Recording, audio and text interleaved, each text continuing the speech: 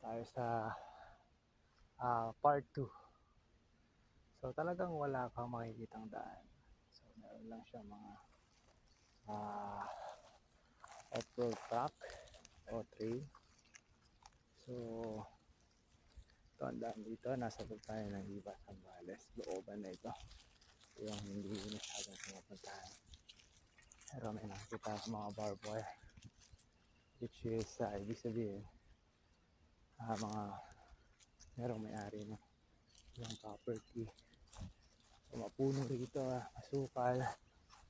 Ayan ang daan. So kita natin, ito yung pinasok natin. Ayan, ito yung ating bike. So diretso lang tayo ganda roon. Kaya ng bike to, kaya din ng